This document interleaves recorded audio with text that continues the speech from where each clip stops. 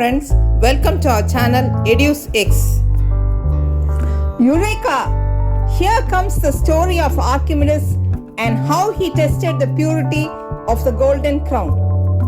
For almost several hundreds of years ago, the ancient Greek city Syracuse was ruled by a young king called Hero. Hero was very talented and well managed the country in his most efficient way.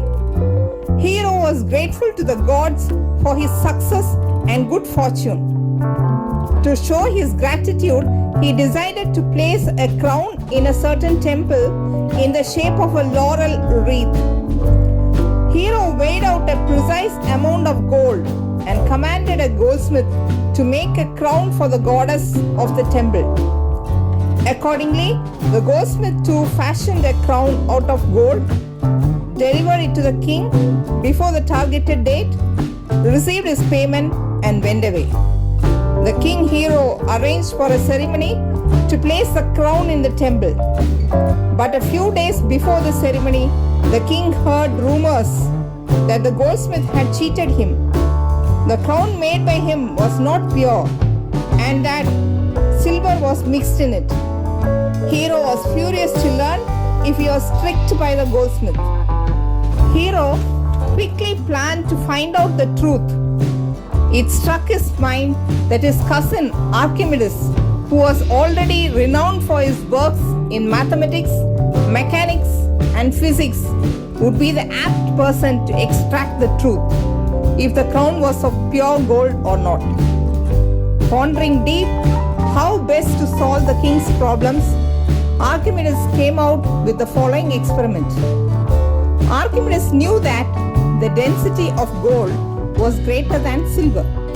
So, the volume of a piece of gold weighing a certain amount would be smaller than the piece of silver weighing the same.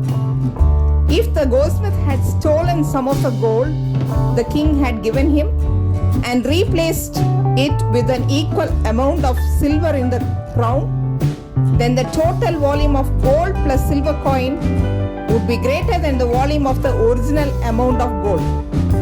So, testing the volume was the only solution. But he was strictly instructed not to cause any damage to the crown. Archimedes took 2 bowls of water and equal amount of gold and silver. He dropped the gold into one bowl and silver into another bowl. The volume of the water displaced by these 2 objects were carefully collected separately and measured. They were not the same. Hence, he concluded that equal amount of different objects would displace different volumes of water. Now again he filled water up to the brim in the 2 bowls. Into one bowl he dropped the crown and collected the water displaced. Into the other bowl he dropped a lump of pure gold equal to the same weight of the crown and collected the water displaced. The volume of water displaced from the bowl where the crown was dropped was greater than the volume of the water displaced from the bowl where pure gold of the same weight was dropped. Thus Archimedes found that the crown was not pure gold and that the goldsmith had indeed mixed some silver into the gold and had attempted to cheat the king.